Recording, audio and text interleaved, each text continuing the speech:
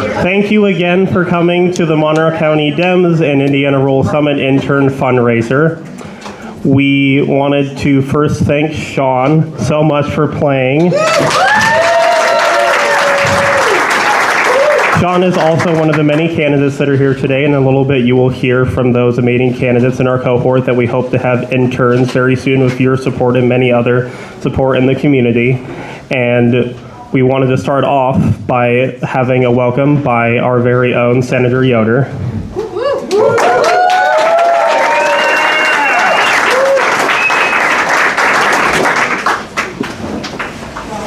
I have my eye on.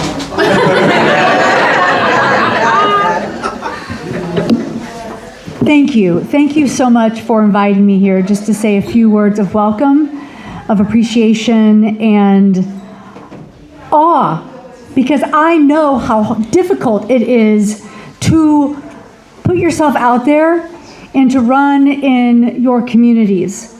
You know, it is easy to sit back and to be critical, to sit back and complain.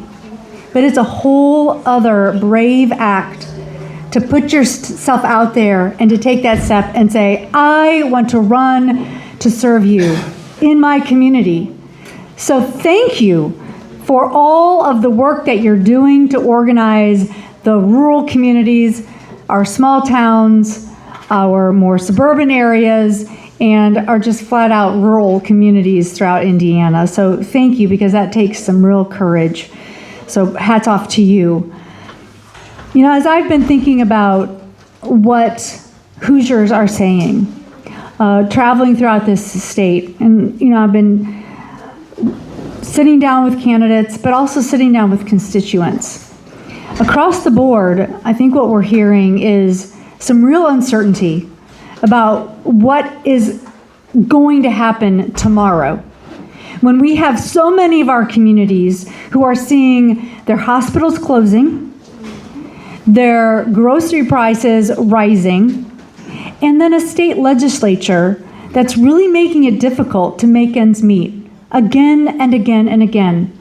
Today we were having a community meeting at First United, and we were talking about SNAP benefits. And I was hearing from people saying, but that's a federal program. How does that impact us here in Indiana?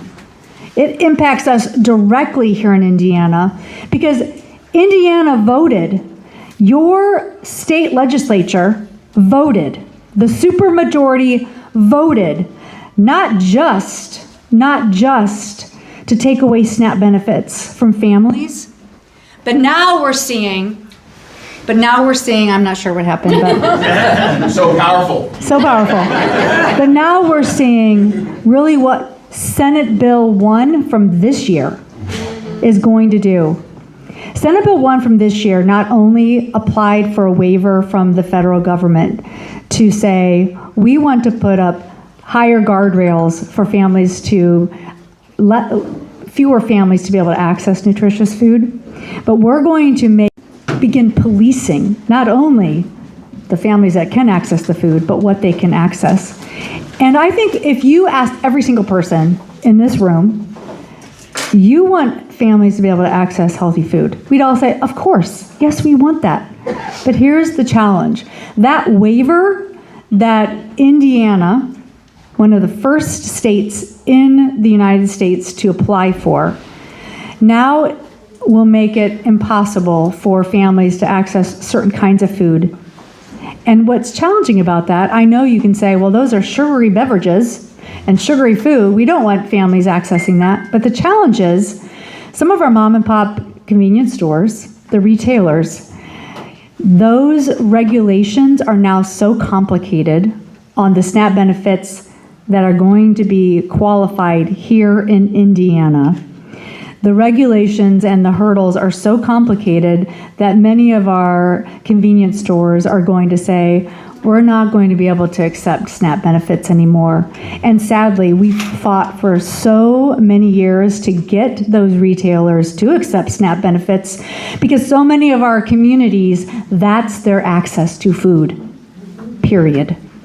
And now in Indiana, it's going to be so difficult to understand all of the regulations that too many of them are going to say, that's too much for us, it's too expensive for us to accept SNAP benefits. And we're going to be right back to square one, maybe even further in the hole for many of our families to be able to access them. So what you're doing to draw attention to these issues throughout Indiana, it really is, it is essential that we're having these conversations. And we can't have these conversations if we don't have candidates running. So thank you for running, and thank you to the Rural Summit for organizing. And the person who has really who we need to be thanking, so many now are behind her, but it is Michelle Higgs.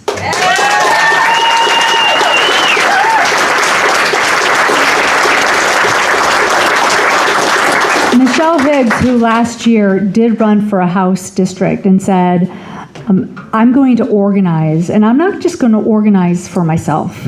I'm going to organize for communities across the state. And then, like it happens for many people, that race didn't end how we all hoped it would end. And Michelle was not victorious at the end of that race. But she didn't take her toys and go home. She just kept leaning in. And that is a message and the spirit we all have to cling to. There will be days where you will come home and think, what am I doing?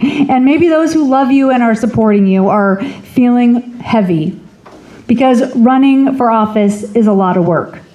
But take it from the Michelle Higgs of this world. It's not about that one day. It's about not giving up on each other. Because that is really what events like today, but the Rural Summit in general is about. We have to have each other's backs. We have to organize. And so today, this fundraiser is about ensuring that our candidates have someone who's in their corner. So when they need someone to help them do the organizing, when they need someone to pull that field so that they can get out on that turf and go door to door, when they need to have that little fundraiser to keep going, someone's in their camp to do that. And today we're going to raise enough money to make sure that they have those interns there to keep them going. Because no one can do it alone, and together it's so much better. The work is fun. The work can be joyful, but it has to have all of us there doing that work. So I am thrilled to be here to celebrate with you. I can't stay with you for the whole time. I've got another event that I'm headed off to, but I wanted just to say, let's do this together, because rural Indiana needs all of us pulling together, and we have so many great candidates to celebrate and to get across the finish line, from Amy Oliver to Kirsten Root to Nick Marshall. Again and again, I'm just seeing so many great candidates and really excited to put in the good work. So thank you. And my job now is to introduce the next speaker, which is our own county councilor, a former Monroe County Democratic chair, a champion for Indiana, somebody who knows what it's like to not give up and to continue getting back in there and fighting for Hoosiers, and that is our very own Councilor David Henry.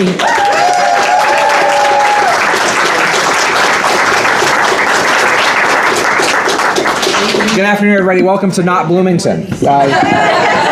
Yeah, which is great. There's other parts of Monroe County, right? This is great. It's so wonderful to be out in Smithville. And thank you to Rural Summit and the party for asking me to say a few words today. First, I want to acknowledge some folks that are in the room that I don't think have been acknowledged yet. There are some other county officials in the room today. I'm one of the Monroe County councilors at large. We also have our nominee for the commissioner in 27, Trent Eckerd's here. Trent, thank you for being here. We had a little dance over the past few months, but it's all settled now. We're all friends again.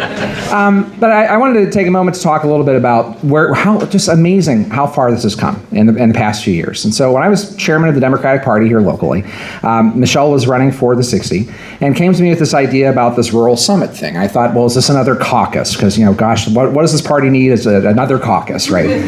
But it was more than that. right? We knew it was a little more than that, because it was a little more than just the party talking to itself and subdividing into rural versus urban or some other version of this. She had a vision. And if I've learned anything about leadership over the years, is when someone comes to you with a vision and has it figured out, get out of their way, right? and then the next piece is, well, what can we do to help? And it was, it was the party putting down a little bit of seed money to buy the Ted Lasso sign, and then a little seed money to send Ryan Still off to Dirt Road organizing, to bring us some knowledge back on what it is we're trying to do. And from that, just those little seeds, we have this movement. It wasn't a moment. This was a movement. And I got to tell you how proud I was when I saw you take this banner into our State House rotunda with all of these candidates that you've recruited. And that's amazing stuff. Where are our State House candidates? Right, we got a view in the room. Yeah, look at this. Right? And it's not a party. This isn't really a Democratic Party or partisan thing, as Michelle was telling me. This is really about getting back to communities again and talking about the issues that face people in our communities. And that's where we're seeing these candidates come from. It's not, hey, I'm a D, I'm here to help. It's, I'm a neighbor, I'm here to help.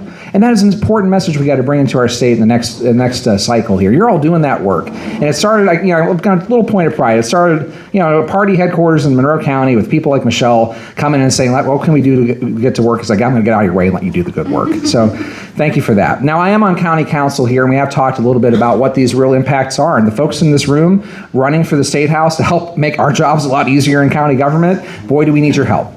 Because the bottom line when it comes to Senate Bill 1, Shelley was talking about, Senator Yoder, is it's put two things on our back. The first is a State House saying, well, hey, if we're going to raise taxes, that's not us, that's your county government. You go blame them.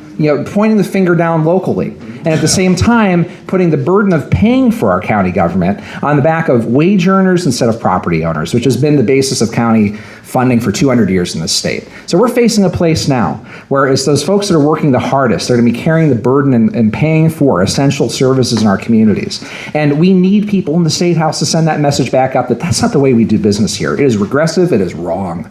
And you are all running for the right reasons to get that done. So I want to thank you for all taking time to come out here and put your names out there. So on that note, again, Chrissy, you're doing great work with the party. I'm just so glad I don't have to do this anymore. So I got to say, the speechifying is your job now, okay? All right, I'm just saying, all right? But I'm happy to talk. There's nothing more than I love than an open mic. But I will say this, from that seed money and from getting involved early days to now, you can see what this movement's doing. They need the support. They need the help to make sure that those folks are working together. Because here's the thing I learned most from Michelle with this movement and what she's done. As a party chairman, former chairman, you get a little cynical. You're dealing with the state party. You're dealing with other folks that try to build these campaigns, and you're in a bit of a silo. How much money did you raise? Who have you talked to? And it's all in your silo. Michelle understood right away that you are a community yourselves, that these candidates need each other. And I know we have people coming way out of their district to be here on us today instead of knocking doors in your districts, and that's fine. The message is that's fine because you are leaning on each other to build the community of candidates we need to bring this message to communities. I will say the last thing as I'm getting too far into my thing here. I've spent a lot of time out of the county lately myself. I've been doing some contract work with the federal government outside of Monroe County, and so I've been in my bubble here for several years and been doing some work outside the county a bit. And when I talk with people that aren't Monroe County people, Tom, you mentioned it a minute ago, like what is it about Bloomington that we don't understand the rest of the state? But when we get out of our bubble a little bit and where all of you are running, it's not about partisanship. It's about people that are working hard, that can't put gas in their car, they can't afford the groceries at the end of the week. It's the folks that are trying to get home from their 40 hours to get to the Little League to see their kids. They don't have time for the politics, but they know that their communities are falling apart at the edges. And counties tend to die from the edges and work their way in to the county seat. It's the last mile of roads and the highways that don't get paved in the community that eventually find their way to the town square, the county square. They can feel it. They can't put a finger on it. They don't have time to worry about it. They need people in office that are worried about it for them. And that's what you're all doing with running today. So I thank you for the running. I thank you for the support. Support this group. Get out the phones, scan the QRs, keep them working, keep them in community working together, and let's get this job done in November. Thank you very much. Now, that's the speechifying, but what comes down to next is the folks that are learning, the next generation coming up and learning how to do this work, because I'm old, I'm getting old. it's the folks coming up that are learning how to do this. On my way over here, Amy, your team was literally in my neighborhood. Josh, are you here? I literally drove by Josh, like on my street, knocking doors, all right? So like, I saw it with my own 2 eyes, right? The kids are all right. But to hear a little bit more about what the next generation is doing and they're coming up, I want to bring up the College Dems by you. Isaac, why don't you get up here and talk to everybody?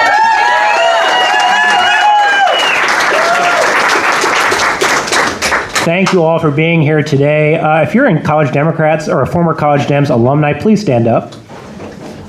Josh, ooh, round of applause, round of applause. So, now David, you say you're old. Now, here in 2026, well, first off, 2026, what a time to write history. The 250th anniversary of our country's founding. I was listening on the way up to the RFK Sr.'s speech in South Africa, where he said that the world demands the qualities of youth, that it's not just a time of life, but a state of mind. And there are many candidates who are running here in this room that have that state of mind, of courage over timidity, of a life of seeking adventure and being curious over just being siloed, just being alone. So I want to affirm that. My experience with the Rural Summit, I got involved in 2024, May of 2024, first with Trish Whitcomb. Is Trish Whitcomb here today? She's on her way. I can't wait to see her again. I saw her yesterday. And you talk about this my own experience.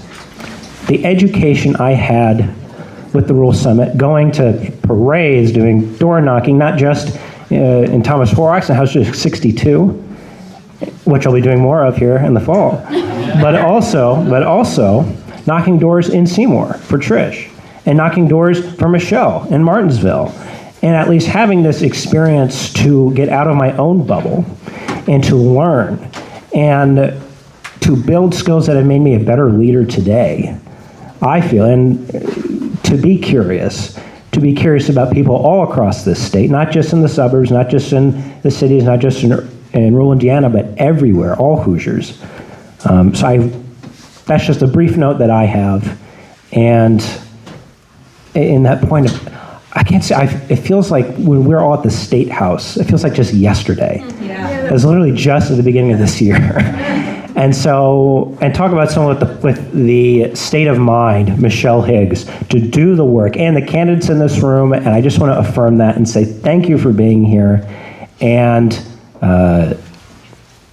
we're here in good company, we're here with good food, and the work has been happening. Josh can attest, knocking doors. Josh and Daniel, where's Daniel?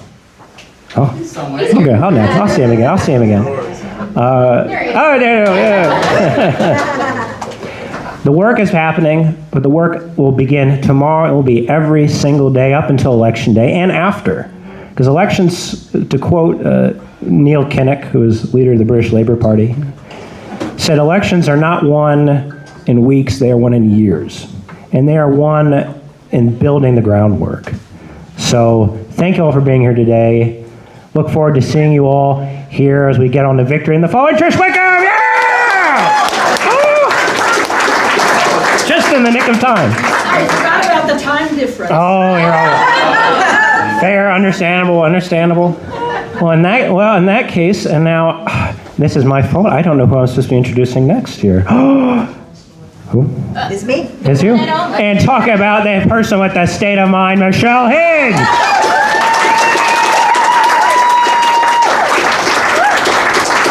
Hi, guys.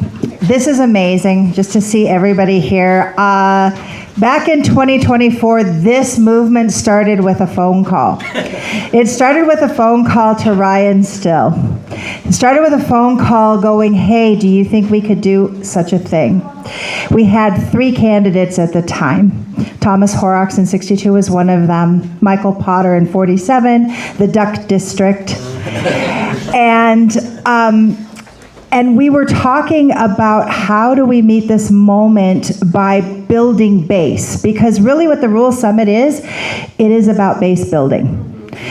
Because our communities are always here, And while candidates do come and go, and we want our candidates to win, the truth of the matter is who we are building it with are the people that live in these neighborhoods. And what we're finding is that so many people have basically checked out. I was reading the other day, they're talking about the difference between registering to vote and actually voting. Registering to vote is an administrative act, but voting is a behavior. And most people choose not to vote because they don't think their voices matter. And when you talk to rural and small town communities that have been bypassed for the last 20 years, they have felt so neglected that for them to even have an imagination of something greater and different is so hard. We talk about scarcity, a scarcity mindset in Indiana. And now when you go to these meetings where people are actively showing up against data centers, and you have people running for office that are saying, well, that's just what it's going to be. You just need to give up your farmland and your water because, well, that's how it is. We say no.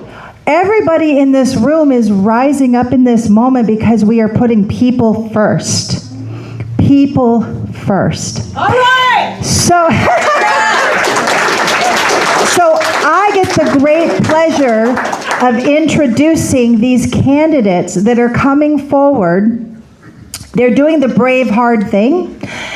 But I also want them to speak about what an impact it is to have young leaders working with them. So tell us about yourself, about your race, where you're coming from, and then what does it mean to have young leaders being equipped alongside you, okay? So come forward and just make a line, and we're just gonna go in order.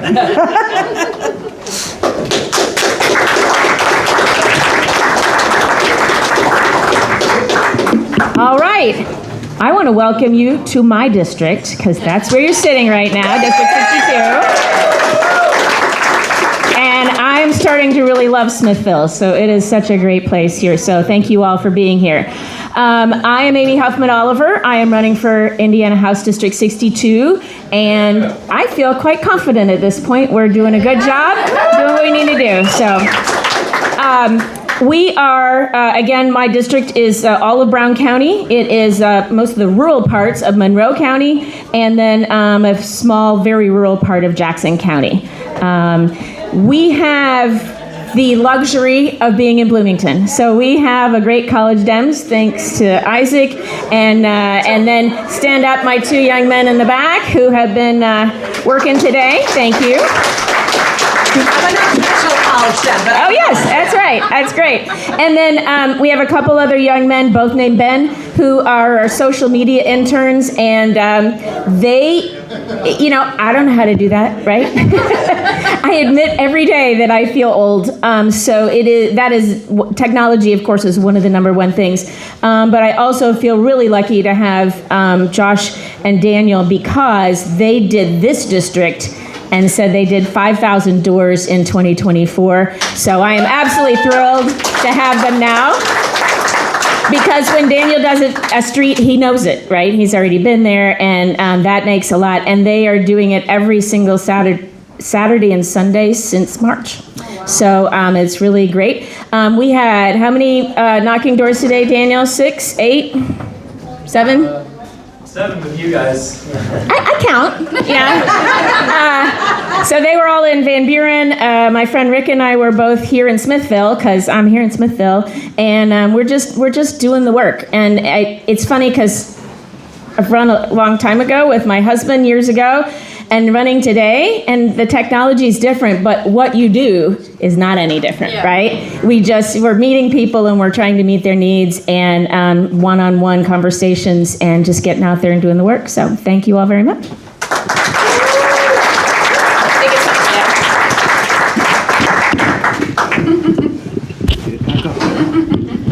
Or can I take this off? Yep. There you go. I like to be mobile. I'm a mover. I'm getting ready for you then. Okay. Hello, everybody. Hello. My name is Nick Marshall, and I'm running for Indiana State Senate for District 45, which is all of Clark and a portion of Floyd. Thank you. A little bit about me. I grew up on a 40-acre farm where I learned hard work, and by a teacher as well who taught me what a great public education can do for you, and also a set of foster parents in the city of Louisville who was a military veteran of Vietnam who taught me true respect for his country, as well as his wife was a caregiver, the care you have to give. Some of the things that we want to tackle here in District 45 is, of course, fully funding public education, making sure that our communities are fully supported, as well as many other things. But what I need you to do right now, and we're going to switch this up, I need you to stand up.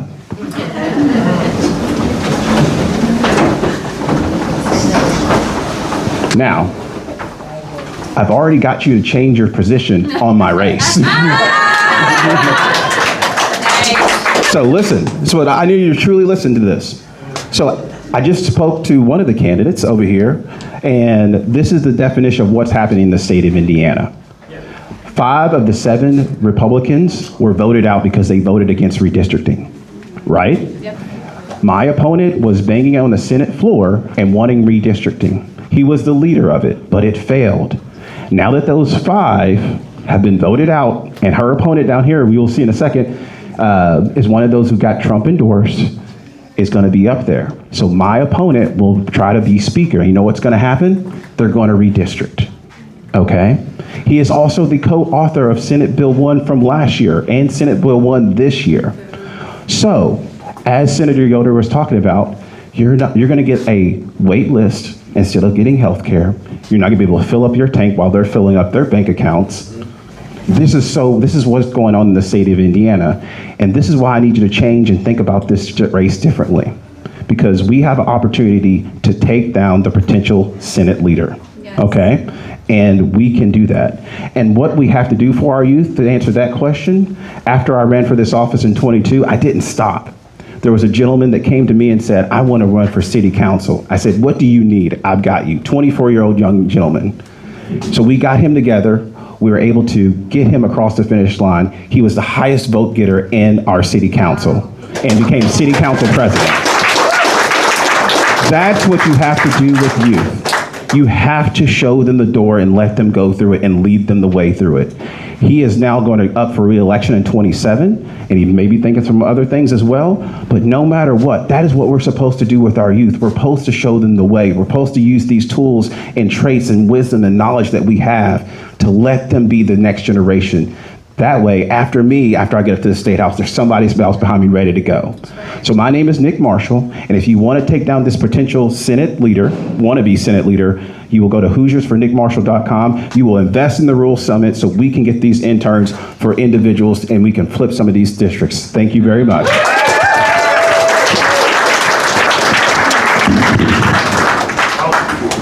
Can we sit? I'm going to hold on to this as well because I don't want to try to fight with that thing. My name is Sharon White, and I drove all the way down here from Fort Wayne yesterday. I am running for Indiana House District 81, which is in the northwest corner of Allen County up in Fort Wayne. And I have a mix of metropolitan, suburban, and rural individuals. I actually got introduced to the Indiana Rural Summit last fall by Jennifer David after having done a 5-day summit for disability advocacy in Indianapolis. Jennifer introduced me to Michelle, and I at first didn't think I really belonged here. I'm running in the city, right? But I realized I belonged here very quickly, and I have found a coalition of people that I know I can turn to. And most importantly, I want to talk about the young people. I have been a higher ed educator for 15 years. Being in higher ed is my favorite place in the world. Working with 18 to 25-year-olds, they are my favorite people in the world. And we need to be doing the work to make sure that they actually want to do this.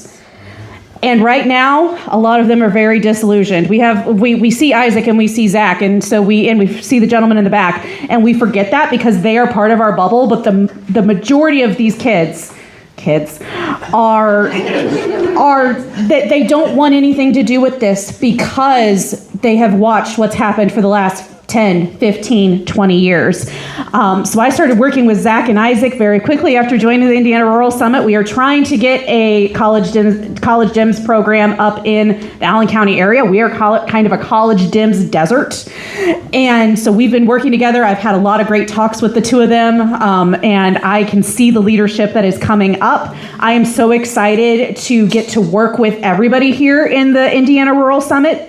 But especially these young people, and that's why I drove down today, or technically yesterday, to work with our interns, because again, 18 to 25-year-olds are my favorite people in the world, and I believe that if we can get them back on our side, we can literally change the world, because they've got the energy to do it, and we are starting to run out of that.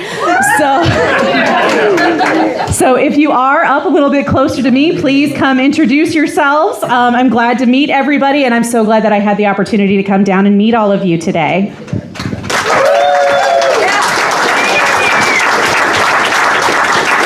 Thank you, and thank you, Michelle, for all the work that you've done and for inviting me to play for y'all. I'm Sean Steele. I'm running for state rep for District 65 as an independent, and not that it's a thank you. Not that it's a competition, but we've got Lawrence County, Orange County, parts of Washington, real sparse parts of Washington and Jackson. So I'll put our rural. I think we can out rural a lot. No competition, but it's a very rural district, and it's a very red district, and I'm wanting to change that, because we've all seen how that is not helping our communities. I'm a public educator. I've been a teacher for 30 years, and thank you. And I started in social studies, and the last 8 I've been an art teacher. So we've got a grassroots deal going down in my campaign. I've got friends helping paint signs, and thank you for the sign. Thank you, Ed, for the signs. And you know, as far as young people go, a big reason why I'm doing this is for young people, because I've seen what is happening to our public education and all the money going to vouchers. And I'll make this fast because I'm preaching to the choir here. But, I've got a lot of former students. I've taught for 30 years, so I've got some young people plugged into this campaign. I've got a big hillbilly boy that I just love that said, "Mr. Steele, I voted. I registered so I can vote for you." And I'm just like, yeah, that. I coached him in football, and I'm like, yeah, I'm really, I'm excited about this, and thank you all for all your help. And it's good to meet a lot of you other than just in a little thumb on the screen. Yeah.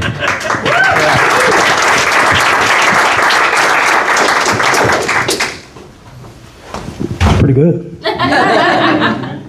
I'm Ross Thomas. I'm running for state senate in District 41 over in Columbus, all of Bartholomew County, and part of Johnson County, including the city of Franklin. I'm also the county chairman over in Bartholomew County. And Michelle said something earlier, a quote, campaigns are won over years. It's really true, and especially when you start from down in a hole. And Democrats in this state for the last 20 years have been in a hole. The good news about that is that the Republicans have not been in a hole. They've been running the show exclusively, and they've been running the state into the ground. So, being down there, what does it take? It takes a lot of people who have run in races that they had no chance of winning, but they ran. They raised their margins just a little bit. They got a few more volunteers. They got a few more regular donors. They got folks who got used to canvassing. They got folks who were used to phone banking. They got more involved with their local parties by getting involved, maybe just because it was their friend.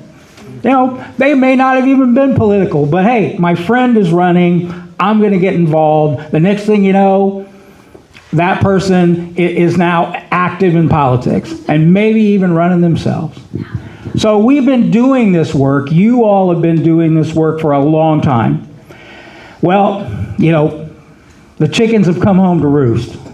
This is the year where their malfeasance, their corruption, their chronic stupidity is finally to the point where nobody who's not a partisan stooge will look at the state of Indiana and say, hey, we got it all figured out. We're doing great. If the hospital is closing in your town, you're not doing great. If your high school is having classrooms of 40 people, you're not doing great. If your local fire department doesn't know how they're going to put gas in the damn fire truck, you're not doing great. That's where we are on so many issues in this state. So we can go out and talk to people where they live and tell them, you know, we could do things differently. We could maybe, I know it's a radical idea, maybe we could have policy in this state that wasn't based on the principle of how can our donors and lobbyists make a buck, because that's the only criteria that our state legislature uses.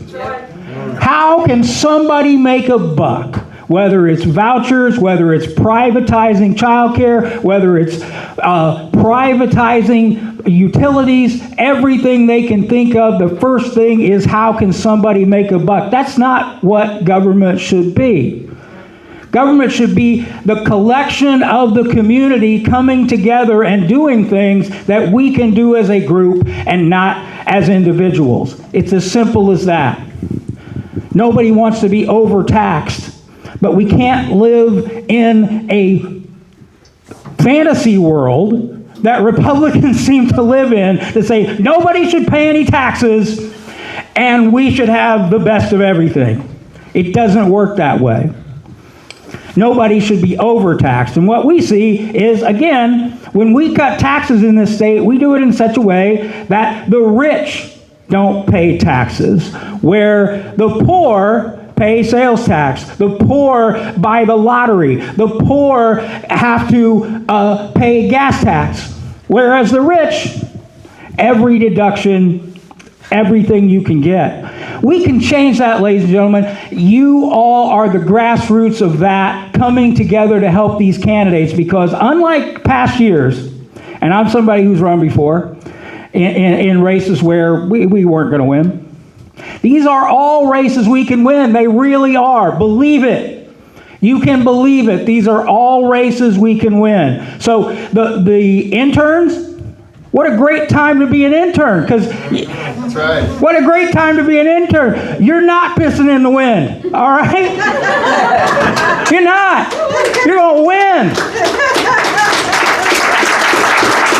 So I want to thank you all. Get involved in campaigns. Get involved with your local party. Send these candidates some money. They can all use it, and they're going to spend it wisely, and they're going to win. That's right. So the last thing I want to say is we didn't have a candidate in Columbus for District 59 against Ryan Lauer, but now we do. So as way of introduction, because it's my county, the guy who's going to beat Ryan Lauer, who is dumb as a post, by the way, the guy who's going to beat Ryan Lauer is Josh Burbank. Thanks all. Josh Burbank. I got to learn not to follow Ross whenever I talk, that's for sure. He's a great public speaker, but thanks, Ross. Ross and the local Democratic Party in Bartholomew County got me interested in politics a few years back. And I ran into them, I think, at the Stonewall event. And I asked them, like, how can I get involved, right? Like, what can I do for the party? I've never really worked at the party before. And they're like, come grab coffee with us, right? And so I was like, yeah, sure. And they're like, "You're going to run for county council this year." And I'm like, "Okay," right? And that was 6 years ago. I ran for commissioner last time, and I'm really excited to run for state rep this year. I'm just getting real upset at what's going on at the state level. Especially with SEA 1 last year. Just the amount of things that are going to hurt our county and the state, it's insane to me. I'm a volunteer firefighter, and what Ross said, we have no idea how we're going to pay for the next fire truck, right? If something breaks, we're going to have to start doing a fish fry every other day, and I really don't want to do that. My wife's a librarian, and they're making severe cuts to the library, right? So I have no idea what's going to happen there, and it's stressing my wife out. And, I really do like the sentiment, though, that, what you said, and it's really inspiring to me is, the 250th year anniversary of our country, right? So if anything's going to change, it's going to change this year. And we only need to flip 4 House seats, and we break the supermajority. And so that's what I'm going to do, and I'm going to go out there, and I'm going to beat Ryan Lauer, and thanks for having me out here.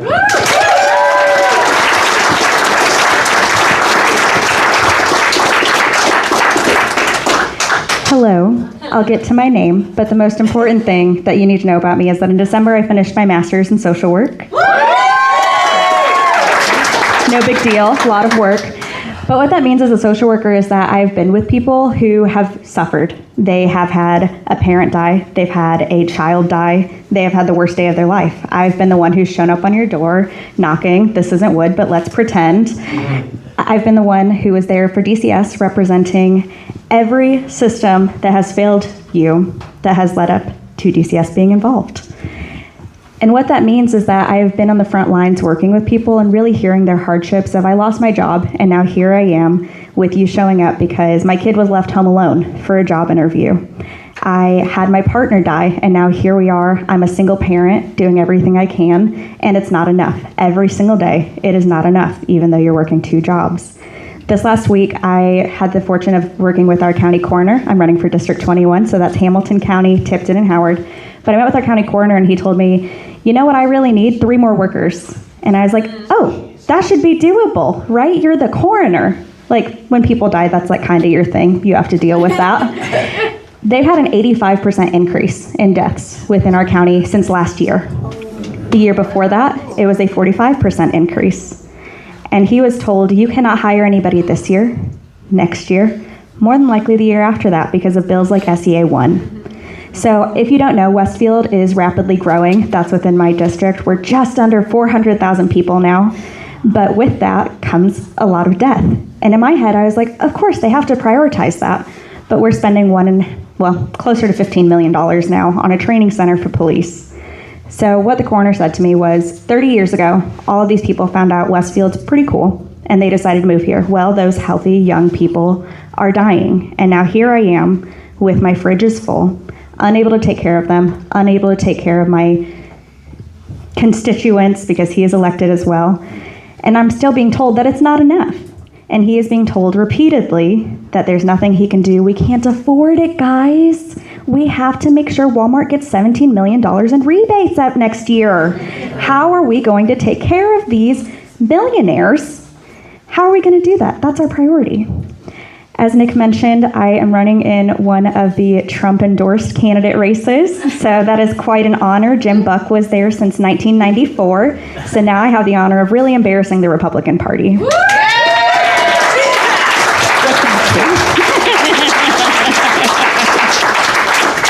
I lovingly say that Tracy Powell is the weakest cuck of a man that I have ever had the displeasure of meeting because he does not have a backbone, he does not care about our communities, and he does not care about the people that have busted their ass to work to make our communities the best they can be. He doesn't care about the farmers, he doesn't care about the elderly, he doesn't care about this disabled, he cares about himself and the people that he can build up. My name is Kirsten Root. Thank you for everything, and this is why we need to invest in our futures, is because 30 years from now, we don't want to be told that we cannot do these things and we can't invest in our communities. Thank you.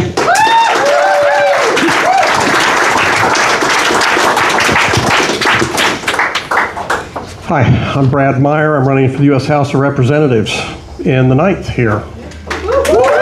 Thank you. So I'll take just 1 second to talk about my campaign. I wanted to thank everybody that did vote for me and everybody that voted for somebody else in the primary. I plan to earn your confidence and carry your values forward, right?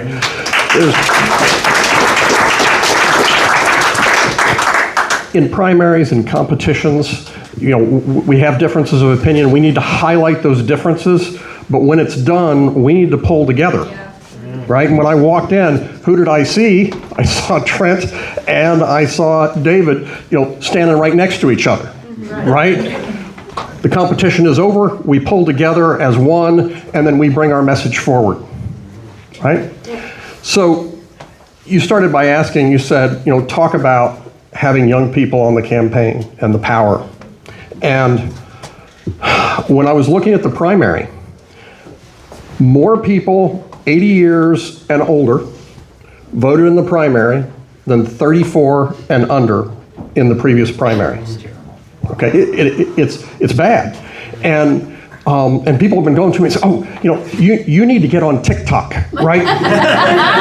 and we need to get young people involved, like it's some special message from God, like telling me that water is wet. Right? Yeah, no crap. I know that we need to get young people involved.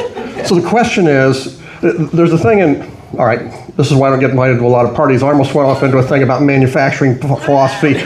But, you ask why a couple of times to try to get to the root cause, right? And you ask why they're not involved and why they're disaffected and why, and when you get right down to it, it's because we're not offering them very much, right? When I was 30 years old, the odds that I was doing better than my parents at 30 was 65%. The odds today are about 45% that a 30-year-old is doing better than their parents. And they see it and they feel it and they know that their future is being taken away from them. The opportunity that I had in front of me, they don't have. And we need to turn that around. And the reason that I'm a progressive, the reason that I'm as activist as I am, and the reason that I am pushing policies that I'm pushing is we have to change this. We can't leave them worse off as a generation than we were. And we have to be interested in their future, right? So, yes, I want young people on my campaign, and I want them to be energized and excited, and I want them to come, not because just I need their labor, and I do need their labor, and we've talked about this, but because it'll make a difference in their lives. Because they see that if I work for the Democrats and help get the Democrats elected, we're actually going to bloody do something about the problems that they're facing.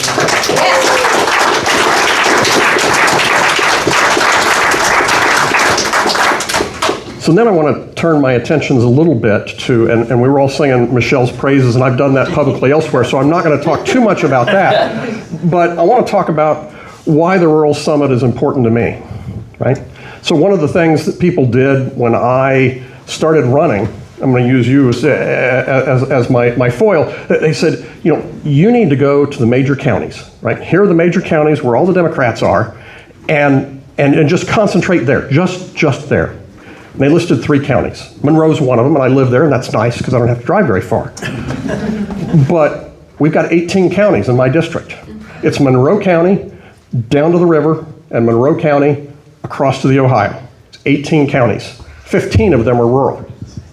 And you look at what is happening to those 18 counties, and you say, average growth in the United States, just in population, if you strip away everything and you just look at population, average growth in the United States is here. I don't remember what the number is, it's like 7 or whatever it is.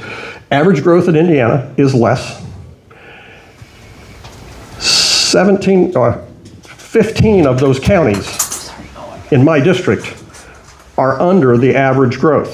There's only one of them that's growing above the state average. We're losing population. People are moving out, they're not having kids. We have to invest in the rural communities. So I started going to all the rural communities. And I started going to all the different party meetings and the events.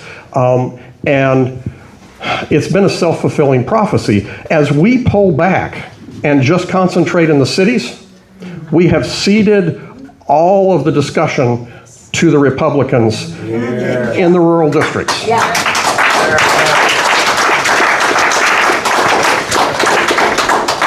I was at a car show yesterday, and I went up to a lady, I'll use the foil this time, and she started out, and the first thing she said was, well, I said, I'm a Democrat, and went, and then we talked for about 15 minutes, and I said, this is why I'm advocating for this. And he's like, yeah, I agree with that. And I said, this is why I advocate for this. And we talked for a minute, and he goes, yeah, I get what you're saying there. And I said, and this is, I don't know if I'll ever get the guy's vote, but we actually had a vote. We had a discussion between us about the ideas and why my values will make a difference for him and his family. And we've got to start doing that. And the Rural Summit is about that outreach. And it's desperately needed. And the last point that I'll make, and then I'll get off the stage, they told me to be brief, and we knew that wasn't going to work, it is about timing. And I know that it's been hard. Ross and some of the other people have been here through the hard slog where the Democrats have lost over and over and over again. But there's also an issue about timing. So it was funny.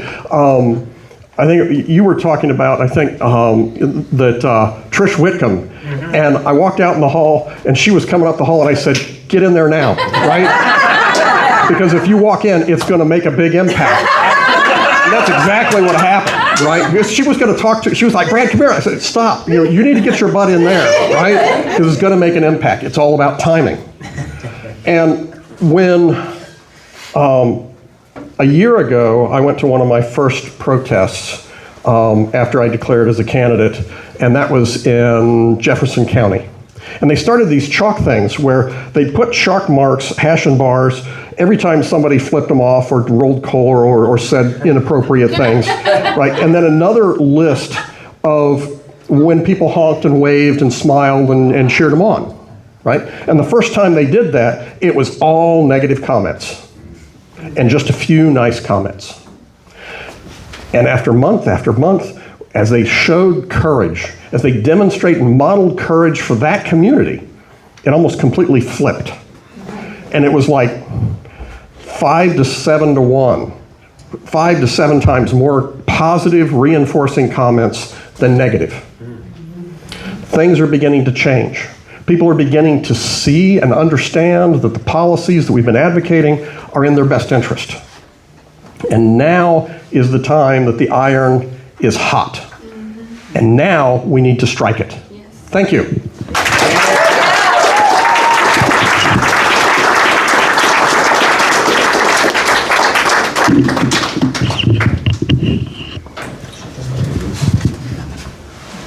Sorry, I need a second. I'm a bit emotional. For those who've heard the first part of this speech, it is no exaggeration that I have been working with the Rural Summit for this moment and for starting this initiative for almost 2.5 years. So thank you.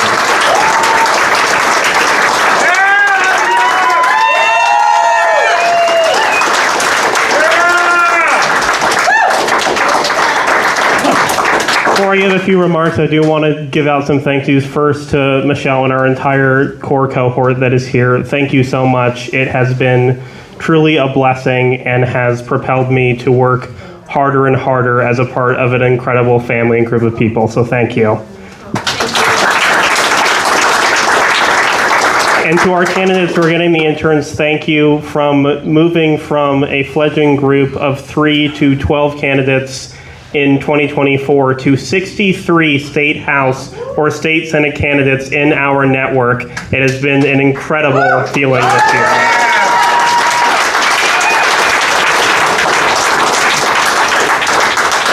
And adding Sean as our first independent candidate, and thank you again for your music. And to all of you in the room for joining this movement in whatever way you can and in any way that you can give. A little bit more background. I am currently, like Kirsten, social worker, although I am class of 2027. I'm I had some gap years where I went and worked in California with leadership and got a climate change education bill passed that had gotten short-circuited by the education committee and got signed by the governor, and got students in tutoring at Ivy Tech Community College, and fell into the Rural Summit after coming back because seeing the joy and the commitment and the passion and the ideas from these young people in that 18 to including my age, 28 years old, has been the most rewarding professional experiences of my life. And I am fortunate enough to now be being paid for part of the work in organizing, and that has allowed me to travel to even more counties in our state on the northern and central side, and it has reaffirmed that those young people are out there already doing the work, and that this initiative is going to bring them all together so that we can really not just push these candidates across the finish line. Senator Yoder is gone, but in a couple of speeches, she's called it the tush push. This year is our tush push for the big change. And your support, your financial support, your time for these students will give many of them from these rural communities a real opportunity, because frankly, they can't do this for free anymore. I can't tell you how many young adults that are in their early or mid-20s that are working 2 or 3 jobs after working their ass off or being first-generation students and barely surviving, even with help from their parents, or some of them who unfortunately have lost a parent or are supporting their younger siblings, or whatever the situation may be. It's not enough. So your support for them goes beyond one cycle. It goes beyond one individual student. It is a movement that will grow and grow to bring multi-generational change and movement to the entire state of Indiana. So please give. Please share the clips that amazing Brandy Garland is recording once she puts it out, and get more people invested in this story, because it is this moment, and it's far past time for these students to have a seat at the table, to be respected, and to help us make the changes that we know need to happen in our state. Thank you.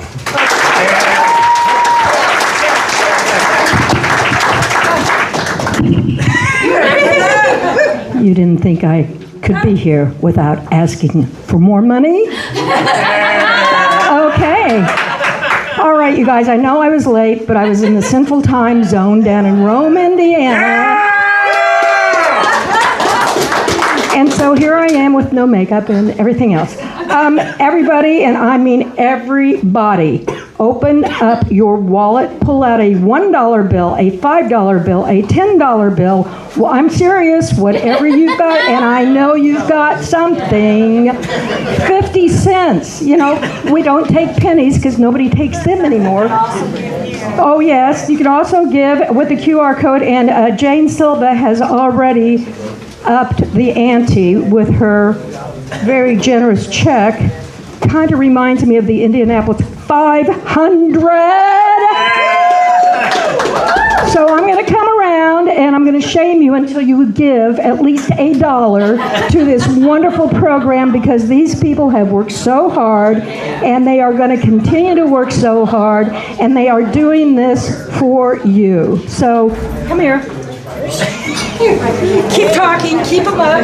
Oh, hi. Okay, so thank you everyone again for coming while Trish is walking around collecting. Thank you for giving. Sean will do a bit more music. We have yard games outside, and look forward to getting to know more of you better before we wrap up. Thank you, everyone. As treasurer for the Indiana Rural Summit, if you give a large contribution, please stop by the table so that I can record the contribution. This will save a lot of hassle with the bookkeeping. Big contributions I really need to capture the information. Sorry.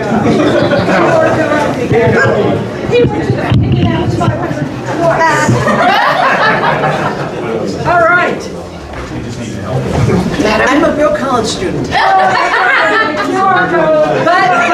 but I can contribute tomorrow online. Oh, whoa. Hey, thank you.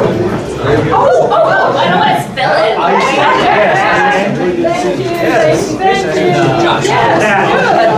Oh, you are sweet. Thank you. All right, good enough. Thanks, everybody. This is going to make a big difference, and the interns are going to really make a difference in every campaign. So thank you.